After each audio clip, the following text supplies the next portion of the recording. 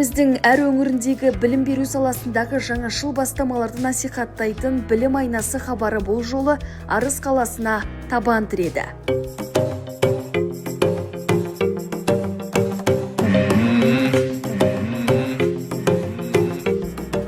Қазіргі таңда Арыс қаласында 37 білім ошағы бар. Бұл оқу орындарында 20 мыңнан астам бала білім алып, оларға 2 мыңнан астам білікті ұстаз тәлім-тәрбие беруде. Сонымен қатар 7 мыңнан астам оқушы ыстық тамақпен қамтамасыз етілген. Жалпы Арыс қалалық білім бөліміне арасында 37 мектеп бар.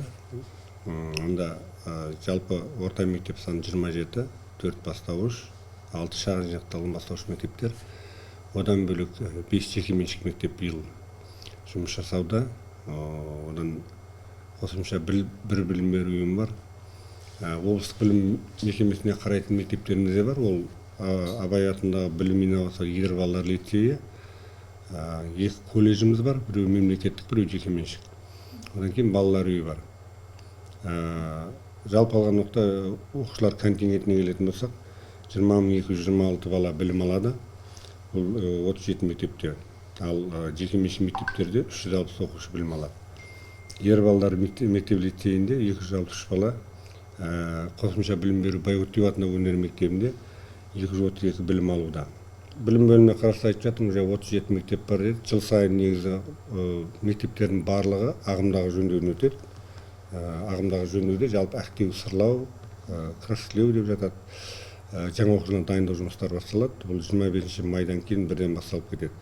Ал енді жөндеуді қажет ететін өзі күрделі ағымдағы жөндеу жұмыстары бөлінеді. Биылғы жылы жалпы күрделі жөндеуден өткен мектебіміз жоқ. Ағымдағы жөндеудің 2 мектебіміз өтті. 2 мектептің сырты қапталды, толығымен аяқталды. Бір мектебіміз, яғни өтпелі ағымдағы жөндеумен өтетін болады. Күрделі жөндеуге жататын 3 ауысымды апатты мектептер жоқ қазір таңда. Біз қазір таңда мемлекет басшысының барлық мектептер жаңғырту жобасы аясында 2026 жылы 4 мектеп жоспарланған, 27 жылы 4 мектеп, жалпы 8 мектеп қайта жаңғыртудан өтетін болады. Bu жердегі жалпы мектептің барлық материал техникалық базасы, акт залдары, асханалары, одан бөлікте қажет ететін жаңа талаптарына сәйкес өтілетін болады. Енді Арыс қаласы бойынша жалпы жоспарланған 2 жайлы мектеп болатын. Бұл жайлы мектептің біреуі 25 жылы осы 1 қыркүйекте берілді, 600 орындық. Онда қазір таңда 500-ден аса бала оқып жатыр, білім алып жатыр. Мұғалімдердің бәрі конкурс арқылы өтіліп, жұмыс жасап жатыр. 26 жылы берілетін жайлы мектеп ол қазір таңда қаржының жоқтығына байланысты тоқтап тұр. Бұл жерде қазір КЧП байланысты сөзде мектептер салатын болады. Жалпы алған уақытта мектептердің жай күйіне тоқталатын болсақ, барлығы сапалы, сондай ремонттан өткен. Жөндеу жұмыстарынан алдағы уақытта да бұл жұмыстардың ақауларын осы бастан анықтап, келесі жылдарға осындай жұмыстар басталатын болады. Енді оның негізін айтқан уақытта қазір қалаға газ кіріп жатыр. Қала әкімінің қолдауымен соған байланысты тұрғындардың бәрі қамтылып жатыр. Енді мектептерімізде біз жобамен 15 білім беру ұйымдарын бергенбіз. Енді жылдары сол қолға алынатын болса, жалпы 15 мекемені білім беру ұйымдарын, мектеп, балабақша бізге енгізетін болады. Қазір таңда 2 мектебіміз газге қосылған, 1 мектебіміз сұйық отынмен, қалған 29 мектебіміз қатты отынмен жылытылады. 7 мектебіміз орталықтандырылған, жылу жүйесі арқылы жүреді. Көмірлердің бәрі түскен, қалыпта сұйық отында қамтамасыз етілген. Жалпы бәрі жылу жүйелері мектептерде жүріп жатыр. Мектеп салу қажеттілігі біз осыдан 3 жыл бұрын бала өсіміне байланысты ұсыныс берген болатынбыз. Ол Отырар мөлтек ауданына қосылып жатыр бізге. 600 орындық. Ол қазір құрылысын бәрі бітіп, біз қабылдау сатысында тұрмыз. Осы желтоқсан айында қабылдап бітеміз. Яғни 2-ші жартылықтан бастап ол мектеп жұмыс жасай бастайды. Одан бөлек Наурыз шағын аудандық бізде бар. Бұл жерде мектеп қажеттілігі туындауда. Өйткені бұл жерде Арыс мектебі бар, Адамбеков атындағы мектеп бар, одан шеттегі мектептер бар. Сол жерде алдағы уақытта 3 ауысымға өту қауіп бар. Соған байланысты Наурыз мекенжайында 600 орындық мектеп құрылысы, яғни мектеп қажеттілігі туындайды. Оны қазір таңда Арыс қаласы әкімдігімен бірге өтініш жөнінде сұраныс бергенбіз. инвесторлар тартылып, оны соғатын болады. Одан бөлек бізде мынау Саяжай деген елді мекен бар. Сол жерде де бір мектеп қажеттілігі туындайды. Өйткені ол жердегі мектептегі балдардың бәрі қазір орталыққа келіп жатқан жағдайы бар. Егер сол іске асатын болса, яғни өзінің территориясында балдар оқып білім алатын болады. Ыстық тамақ мәселесі бойынша қазір мемлекет басшысының тапсырмасы сәйкес оқу ағартудың тапсырмасы бар. Бұл жерде 1 мен 4 сыныптағы балдар, яғни толық ыстық тамақпен қамтылған. Одан бері осал топтағы балдар жалпы 7100 бала тамақтанады ыстық тамақпен. Олар қазір таңда барлық мектеп асханалары жұмыс жасап тұр.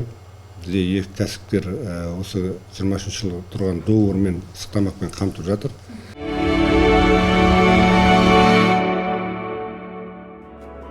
Бас ұстаздың сұхбатын алғаннан соң аудан аумағындағы білім ошақтарын араладық. Алғашқы нысан 80 жылдық тарихы бар Камаров атындағы мектеп. Мұнда 1300-ге жуық оқушы білім алып, 115 білікті ұстаз қызмет атқарады. Бұл Владимир Михайлович Камаров атындағы мектеп 1936 жылы салынған. Бұл жерде бірнеше ұлттың өкілдері білім алады. Бұл мектептің тарихы терең. Келесі жылы біз 80 жылдық тарихымызды тойлағалы отырмыз. Оның қарсаңында біраз жұмыстарымыз бар, жоспарланған. Осы жоспар негізінде жұмыс жасаймыз. Алдымен бұл теміржолшылар қалашығы болған. Сол теміржолшылар қалашығында 6 адам құрамында Мәскеуге барып, осы мектепті ашу бойынша ұсыныс тастап, алғаш кішкене мектеп болып ашылған. Одан кейін енді бірнеше жылдар үлкейіп, осы біздің мектебіміз 1936 жылы үлкен қабырғасы қаланып, орта білім беретін мектеп болған. Қазіргі таңда жалпы білім беретін білім беру бөлімі болып табылады. 1936 жылы салынған ғимарат, одан кейін бәріңізге белгілі 2019 жылы Арыс қаласында жарылыс болды. Сол кезде біздің мектебімізге жөндеу жүрген. Мен енді 2022 жылдан бері басшылық қызметтемін бұл мектепте. Қазіргі кезде жылу жүйесіне мектебімізде жөндеу жұмыстары жүрді. Биылғы жылы мектеп жылы, барлық жағдай оқушыларға жасалған мектепте. Барлық кабинеттерде интерактивтік тақталар бар, және де оқушыларға қажетті құралдар химиядан, биологиядан, лабораториялық жұмыстар жүргізетін физикадан кабинетке қосымша жабдықтар былтырғы оқу жылында алынды мектепте. Енді бұл мектеп білім беретін мектеп болғаннан кейін бізде қазіргі педагогтар саны 115, бірнеше ұлттың өкілдері бар құрамында. Жалпы мектеп бойынша 1260 оқушы, оның ішінде 17 ұлттың өкілдері білім алады осы бізде. Сонымен қатар біздің мектебімізде жаңағы мәдени орталықтар жұмыс жасайды. Азербайжан-Иран мәдени орталығы, және славян мәдени орталығы, одан кейін татар-башқұрт мәдени орталығы, және өзбек мәдени орталықтары біздің мектебімізбен тікелей байланыста жұмыс жасайды. Оқушыларымызда бірнеше жыл қатарынан жетістікке жеткен оқушыларымыз бар. Сонымен бірге бізде былтырғы оқу жылында үлкен жетістікке жеткен жаңағы нәтиже көрсеткен оқушыларымыз бар, мұғалімдеріміз бар.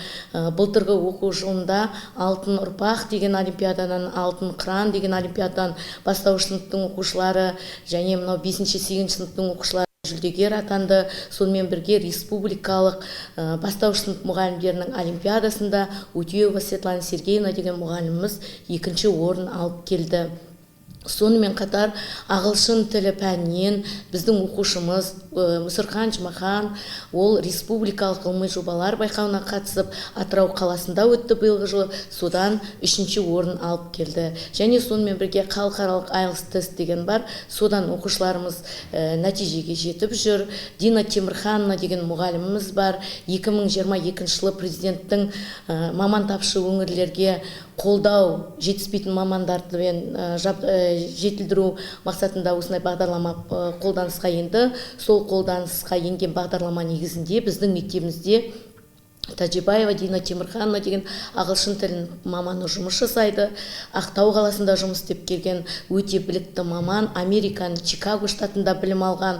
Сол мұғаліміміз оқушыларымызды халықаралық тестке дайындауда 6 оқушымыз үздік нәтиже көрсетті, 7 балл, 6-да 5 балл жинады. Сол мұғалімнің дайындаған 2 оқушымыз алтын белгі иегері, 2014-2024-25 оқу жылындағы алтын белгі иегері Рахматулла Рамазан және Серік Қасет биылғы жылы осы Малайзияның университетінің халықаралық грантын жеңіп алып, қазір Малайзияда білім алып жатыр. Ол 2 оқушымыз біздің түлектеріміз, біздерді құттықтап, видео үндеулерін жібереді, үнемі байланыста отырады. Осы Дина Темірхановнаның ізденісінің, шығармашылық жемісінің нәтижесі деп білемін.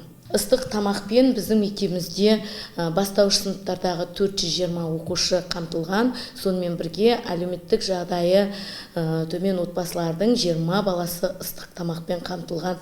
Асханадан бізде арнайы график бар, сол график негізінде балалар тамақтанып отырады. Бізде қазір мектепте 16 камера жұмыс жасайды, сыртта 4 камера бар. Камералардың барлығы орталықтандырылған, бақылау жұмыстары жүріп отырады. Және міндетті түрде балалардың жаңағы ішкі қауіпсіздіктері бізде қатаң бақылауда. Оны назардан тыс қалдыруға болмайды. Білесіздер, қазір заман талабына сай балаларға қауіпсіз орта болу керек. Мектепте 17 ұлттың балалары білім алады, соған қарамастан оқу ордасында құқық бұзушылық пен ұлтаралық жанжалдар тіркелмегенін мектеп директоры атап өтті. Оқушылар бір-бірімен қазақ тілінде еркін сөйлеседі. Солардың бірі Бараник Багдан сөзге тартқанымызда қазақ тілін еркін меңгерген, тіпті бізге арнап өлең де оқып берді. Отым орыс болса да, мен қазақ тілінде сөйлегенді өте қатты ұнатамын. Себебі менің қоршаған ортам, туған жерім, дос жақындарым қазақтар. Қазақ тілі мен үшін жай ғана қарым-қатынас құралы ғана емес, осы елге деген бірлік пен татулықтың белгісі. Мен қазақ тілде сөйлей отырып, өзімді осы елдің бір бөлшегі, ортақ шаңырақтың тең азаматы ретінде сезінемін. Ал енді мен сіздерге бір өлеңімді оқып беремін. Мұқағали Мақатаев, 3 бақытым. Ең бірінші бақытым халқым менің, соған берер ойымның алтын кенін. Ол бар болса, мен бармын, қор болмаймын. Қымбаттырақ алтыннан нарқым менің. Я ученица самой прекрасной школы, как я считаю, школы номер 8 имени Владимира Михайловича Комарова.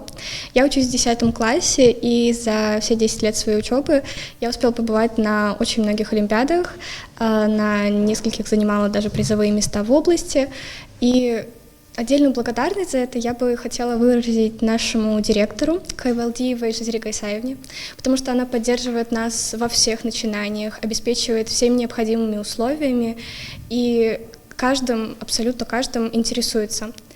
Хотела бы выразить благодарность каждому учителю, который ведет у нас уроки, потому что они побуждают очень большую тягу к знаниям и к науке в целом, к их предметам. И отдельную благодарность моему научному руководителю, это Ступак Светлана Викторовна, которая со мной вместе с 5 класса, которая готовит с 5 класса меня к каждой олимпиаде, в которой я участвую, и проявляет высшую степень профессионализма. Я считаю, что мои победы – это наша общая заслуга.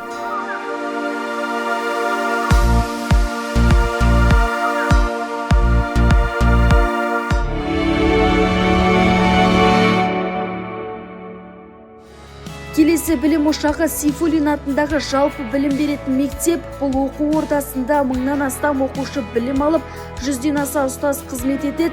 Мектеп заман талабына сай толық жауап береді. Барлық пән кабинеттері заманауи талапқа сай жасақталған. Арыс қаласындағы Сәкен Сейфуллин атындағы жалпы білім беретін мектебіміз 1964 жылы іргетасы қаланып, қолданысқа берілген. Мектебімізде 1015 бала білім алады. 1 мен 4 сынып оқушылары арасында 338 оқушы ыстық тамақпен қамтамасыз етеді. Және де әлеуметтік осал топқа жататын 42 оқушы, олар да ыстық тамақпен қамтамасыз етіледі. Мектебіміз жылы, таза, мектебімізде жаңағы мұғалімдерге де оқушыларға жағдай жасалып отыр. 101 ұстаз қазіргі таңда жұмыс жасап жатыр. Біліктілік санаттары бойынша бізде жаңағы сарапшыларымыз 23 мұғалім бар.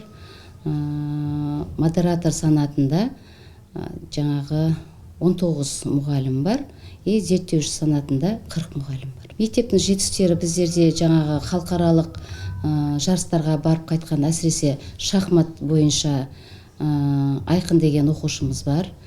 Халықаралық жарыстардың бәрінен үлкен жетістікпен оралып жатыр. Одан кейін білім сапасы бойынша жаңағы мектепшілік, аудандық олимпиадалардан орын алып жатқан балаларымыз көп. Балалардың қауіпсіздігі біздің мектебімізде 26 камера қойылған, ішкі сыртқы камералардың бәрі жұмыс жасап жатыр. Турникеттер іске қосылып тұр. Жасанды интеллект бойынша мұғалімдердің бәрімен жаңағы тәжірибе алмасу бойынша да неше түрлі жұмыстар жасалып жатыр. Осы кешегі айдың өзінде біздің мектебімізде жаңағы жаратылыстану бағытындағы құндылықтарды тиімді пайдалану тақырыбында біздің мектебімізде қалалық семинар өткіздік. Сол семинарда 4 мұғалім өзінің тәжірибесімен жасанды интеллект қолға ала отырып, ашық тәрбие сағатын өткізді. 2 мұғалім шебер сынып сағатын өткізді. Сонымен жаңағыдай жан-жақтан мұғалімдер келіп, осы жерден іс тәжірибе жұмыстарын алмасу жұмыстары жүзеге асты. Мектепте балалар жан-жақты дамытылып оқытылады. Солардың бірі Нұрсұлтан. Жан-жақты дамығандығымен көзге түскен бұл оқушы болашақта менеджмент мамандығын оқып, елге қызмет еткісі келеді. Мен биыл алтын белгі алуға үміткермін. Мен бұл алтын белгі алуымның басты себебі бұл көп жылдық еңбектің арқасы, және де ең алдымен ата-анамның, және де ұстаздарымның маған деген тәрбие мен білімі және сенімі мен талапшылдығым менің осы жетістікке жетуіме үлкен мотивация, және де жетуіме арқау болды. Мен осы көп жылдық еңбегімді және алдағы болашағымды және өзімнің осы қоғамдағы орнымды тауып, өз бағытым бойынша үздік болуыма сенемін.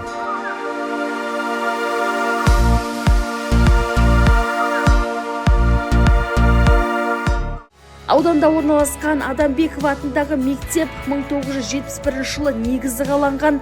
Былтырғы оқу жылында Қазақстан халқына қоры арқылы мектеп толықтай жабдықталып, барлық пән кабинеттері оқушылардың жан-жақты дамуы үшін жасақталған. Түркістан облысы Арыс қаласының білім бөліміне қарасты Садықбек Адамбеков атындағы жалпы білім беретін мектебінің директоры Асқарова Меркүл Отарбекқызы. Мен қысқаша өзім басқарып отырған мектептің тарихына тоқталғым келіп отыр. Жалпы бұл мектеп 1971 жылы ашылған. Одан кейін Арыс мектебі болып аталған. 2004 жылы өзіміздің жерлесіміз, осы еліміздің тумасы, сатирик жазушы Садықбек Адамбековтың есімі берілген киелі шаңырақ. Жалпы қазіргі таңда біздің мектебімізде 213 қызметкер жұмыс істейді. Оның ішінде 161 ұстазымыз еңбек етуде. Оның ішінде педагог зерттеуші ұстаздарымыз 58, сарапшы педагог ұстаздарымыз 41, модератор педагог ұстаздарымыз 42, педагог санатындағы ұстаздарымыз 22. Жалпы 2024-25 оқу жылын біздің мектебімізде 113 оқушы аяқтады. Оның 3-і алтын белгіні ақтаса, 21 оқушымыз үздік аттестатта тамамдаған болатын. Жалпы ұлттық бірыңғай тестілеу қорытындысы бойынша көрсеткішіміз жақсы, алдың қатарда мектептердің қатарындамыз. Бірнеше оқушымыз грант иегері атанды. Енді үміттеніп отырмыз, биылғы мектеп бітіруші 91 түлегімізде осындай жақсы нәтиже көрсетеді деген ойдамыз. Жалпы мектептің көрсеткіші, ерекшелігі әрине ол ұстаздар, ата-аналар, оқушылардың еңбегінің арқасында болатын іс-әрекет. Жалпы мектептің миссиясының өзі тақырыбы солай. Үштік одақтың біріккен жұмыстарының арқасында ұлт жанды, ұлттық құндылықты бойына сіңірген, бәсекеге қабілетті оқушы тәрбиелеу. Біздің алға қойған басты мақсатымыз да осы. Осы бірлескен жұмыстың нәтижесі болуы керек. Өткен оқу жылының қорытындысы бойынша Арыс қаласындағы 37 мектептің ішінен біздің мектеп жылдың үздік мектебі номинациясымен марапатталған болатын. Және де біздің мектептің тағы бір ерекшелігі 2024 жылы ауыл мектептерін қолдау бойынша жаңағы Қазақстан халқына қолдау қорының жобасы аясында тірек мектеп атандық. Бұл деген мектептің барлық материалдық техникалық базасы жаңа форматта жабдықталды. Бұл оқушыларға да, ұстаздарға да заман талабына сай жұмыс жасауға толыққанды мүмкіндік жасалды. Және де Назарбаев зияткерлік мектебінің ұстаздарымен Шымкент қаласындағы бірлесе отырып, ортақ семинарлар, тренингтер өткізіп, мұғалімдердің жалпы жасанды интеллектті басқару процесіне де осы әріптестерімізбен бірлесе отырып жұмыс жасаудамыз. Бұл әрине өзінің оң жемісін беруде, оның дәлелі 24-25 оқу жылының қорытындысы бойынша біздің мектептің 4 оқушысының облыстық республикалық пән олимпиадасында жүлдегер атану деп айтар едім. Және де республикалық ғылыми жобалар аясында 2 оқушымыз жүлдегер атанып келді. Осы сияқты айта беретін болсақ, оқу процесінде де, тәрбие саласында да біздің жетістіктеріміз өте көп. Бұны да жаңа айтып өттім. Ата-ананың да, ұстаздардың да алға қойған ең өмірдегі басты мақсаты білімді де, тәрбиелі ұрпақ тәрбиелеу. Осы жұмыста бірлесіп біз бұдан да зор жетістікке жетеміз деген ойдамын. Және де тірек мектебі ретінде бізге магниттік мектептер бекітілген. Көрші сол мектептің ұстаздарымен бірлесе отырып, арнайы сабақ кестесі білім бөлімінің келісімімен жасалып, сол мектептің оқушылары арнайы жабдықталған робототехника, STEM, химия, биология, информатика кабинеттерінде, жабдықталған кабинеттерде арнайы сабақтар жүргізіледі. Бұл мектептердің көрші мектептермен бірлесе отырып, жалпы ауданның, қаланың білім сапасын көтеруге өз ықпалын тигізуде. Енді алдағы уақытта да осы жұмыстарды жандандырып, біз алла бұйыртса облыстық деңгейде, республикалық деңгейде өте жақсы нәтижеге, білім сапасы жоғарылатуға ықпал етеміз деген ойдамыз. Әріптестерімді, жалпы ұжымымды тек сәттілік, шығармашылық табыстар тілеймін. Заман талабына сай білім беретін мектептің оқушылары ғылыми зерттеулерде де белсенді қатысып жүр. Солардың бірі Алуа Әбдімұрат, ол ауыл шаруашылығы саласындағы су үнемдеу мәселесі бойынша жүргізген зерттеу жұмысы үшін жүлдеге ие болған. Мен жетекшім Нарымбетова Перизат Серікқызы. Мен жобам тақырыбы гидропоника әдісі арқылы мас және бидай өндіру. Мен жобамның өзектілігі қазіргі таңда бүкіл әлем бойынша су тапшылығы және жердің құнарсыздануы ең өзекті мәселелердің бірі болып табылады. Сол үшін мен осы тақырыпты таңдадым. Болашақта тағы да басқа көптеген өсімдіктер түрлерін өсіріп, осылайша ең өзекті мәселелердің бірін шешуге көмектеседі деп ойлаймын. Суды үнемдеуге және жердің құнарсыздануын алдын алуға. Өйткені жылдан жылға өнім өндіру үшін бізге көп топырақ және сулар қажет болады ауыл шаруашылығында. Ал гидропоника әдісі арқылы біз аз суды қолданып, топырақ жер қолданбай таза өнім өсіре аламыз.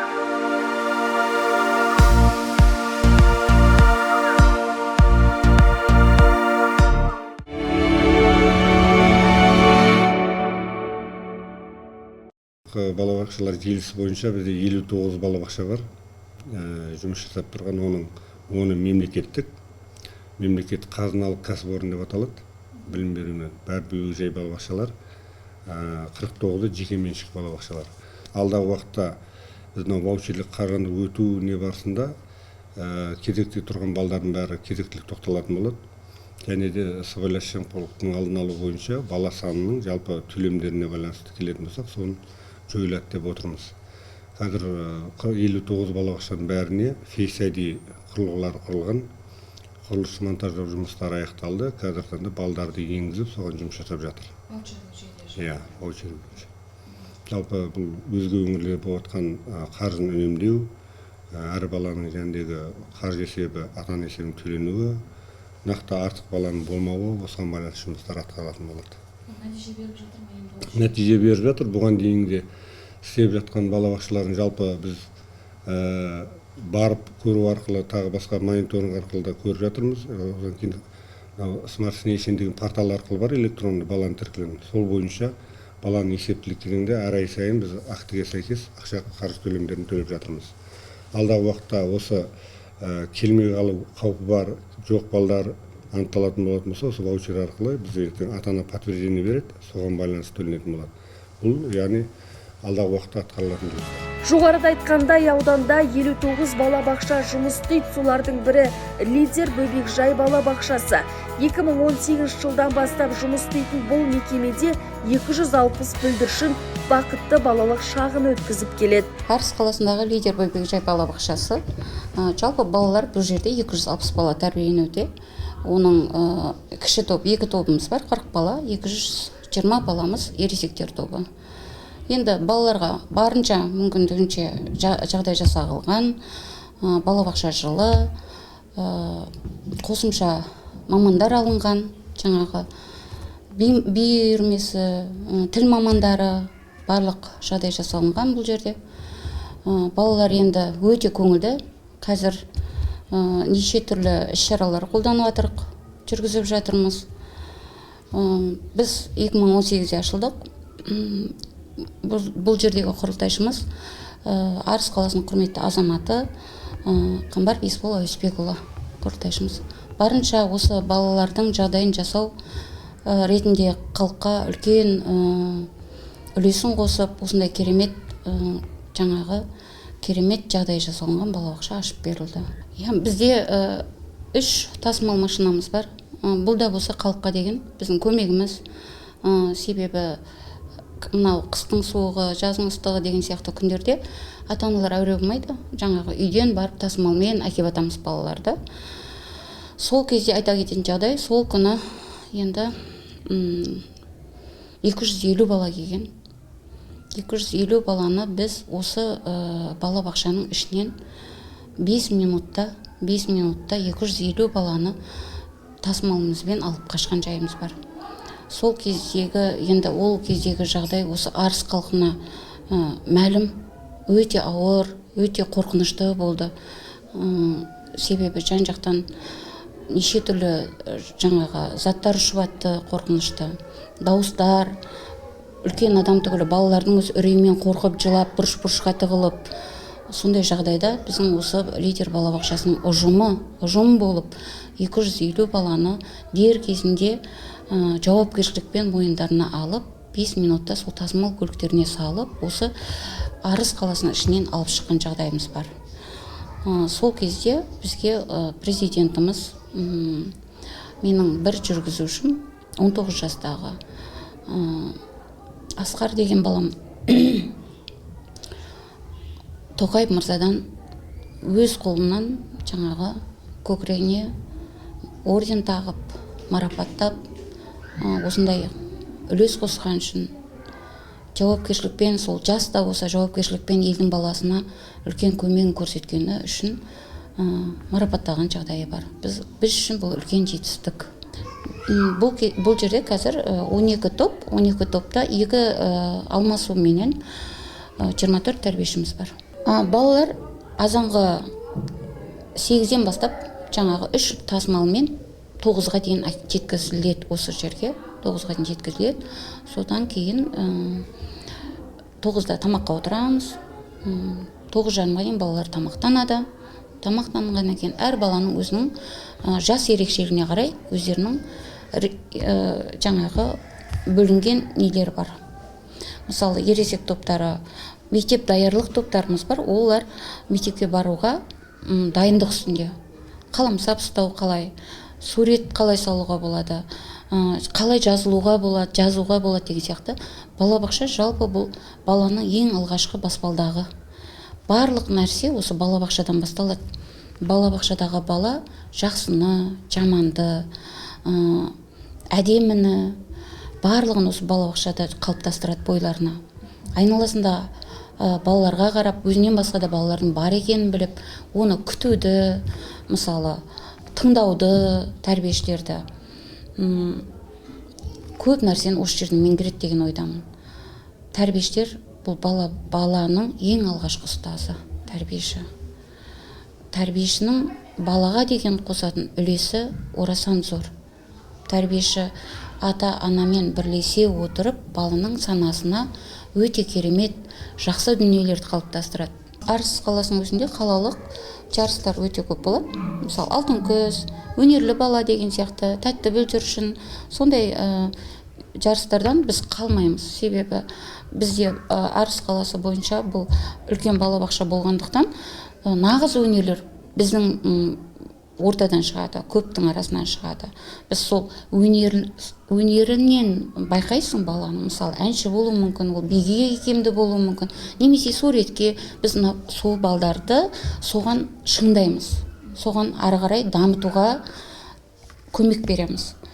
Ол жерде де бірінші бас жүлде, бірінші орынға ие болған, екінші орынды алып жатқанда жағдайларымыз болды. Жалпы ол жердегі мақсат орынға емес, баланың неге бейім соны аша білу. Жалпы мақсатымыз солай. Түсірілімге барған кезде бүлдіршіндер жаңа жыл мерекесін тойлап жатқан еді. Ендеше балалардың өнерін бірге тамашалайық. Ақбақ тоңға олау, наталыққа олау, келі айтаталар. Келі алыс сапалды. Аят, келі алықтабалды, аят ата олау. Ой, жарайсың. Әсіңнің жаудың, аят ата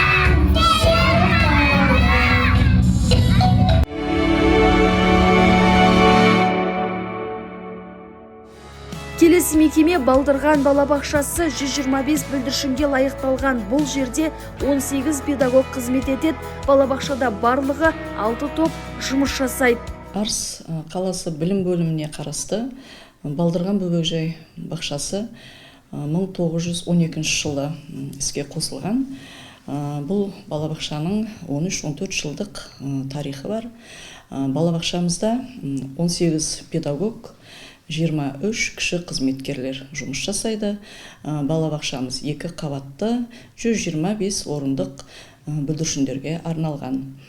Балабақшамызда 6 топ жұмыс жасайды. Оның 2 тобы кіші топтар, 2 тобы орта топ, 1 тобымыз ересек топ, 1 мектеп алды даярлық тобымыз бар. Бүлдіршіндерімізге өте білікті, білімді, жоғары санаттағы педагогтар дәріс береді. Және де балабақшамызда бір логопунктіміз бар. Ол жерде де өте білімді, білікті логопед дефектологымыз жұмыс жасайды. Балаларымыз 5 мезгіл ыстық тамақпен тамақтанады. Және де әр түрлі тақырыпқа, әр түрлі іс-шараларға арналған балабақшамызда мерекелік іс-шаралар болып өтеді жоспарға сәйкес. Жылына 4 рет педагогикалық кеңес өтіледі. Әр ай сайын меңгеруші жанында кеңес, әдістемелік отырыстар өз дәрежесінде жоспарға сәйкес болып тұрады. Балабақшада негізі мектепке дейінгі ұйымдарда жұмыс уақыты таңғы 8-ден кешкі сағат 18:30-ға дейін жұмыс жүргізіледі. Демек, тәрбиешілеріміз 10,5 сағат жұмыста деген сөз. Жетістікке тоқталатын болсам, балабақшаның әр өзі білім бөлімінің тарапынан жоспарлы түрде әртүрлі байқаулар тақырыпқа сай, бір даталы күндерге арналған іс-шаралар болып тұрады. Міне сондай іс-шараларда балабақшамыздың айтарлықтай жетістіктері көп. Оның өзі жаңағы тәрбиешілеріміз педагогикалық идеялар фестивалі деген байқау болып тұрады. Жылда осы байқаудан 2-ші орынмен, жүлделі орындармен келді. Одан кейін жаңағы үздік әдіскер деген байқаулар болып тұрады. Облыстық дәрежеге дейін көтеріліп, сол жаққа да барып, жүлделі орындарға номинация алып келді. Оның арасында балалармен де онлайн байқаулар өтіп тұрады, сайыстар өтіп тұрады. Ол жерде де Мұқағали оқулары, Абай оқулары деген біз онлайн байқауларға қатысып тұрады, тәрбиешілер мен балалары. үнемі бірінші орын бас жүлдемен оралып тұрады. Сондай мадақтамалар алып келіп тұрады. Балалардың бойына білім мен тәрбие ұялату үшін балабақшада түрлі іс-шаралар ұйымдастырылады. Мысалы, түсірілім кезінде ерекше көзге түскен сәт әженің ертегісі атты іс-шара болды. Балалар әженің әңгімесін қызыға тыңдап отырды. Мұндай сәттер әр балаға тәрбие беріп, олардың шығармашылық қабілеттерін дамытуға септігін тигізері сөзсіз. Күн шуақты алаңқайда апалы сіңлілі үш көбелек тату-тәтті өмір сүріпті. Олардың біреуі ақ, екіншісі қызыл, үшіншісі сап-сары екен.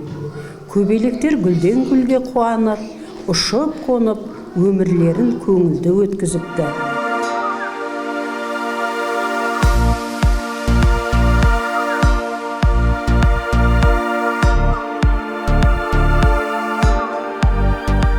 Аудандағы білім беру саласының дамуы көрініс тапқан бұл сапарымыздың барысында мектептер мен балабақшалардағы білім мен тәрбие саласының жоғары екенін байқадық. Оқушылар жан-жақты дамып, ғылыми зерттеулерге қатысып, өз қабілеттерін көрсетуде. Балабақшаларда бүлдіршіндер бақытты балалық шақтарын өткізіп, түрлі тәрбиелік іс-шараларға қатысады. Мұның бәрі Арыс қаласындағы білім беру жүйесінің заман талабына сай, сапалы әрі жан-жақты дамуына берілген нақты дәлел.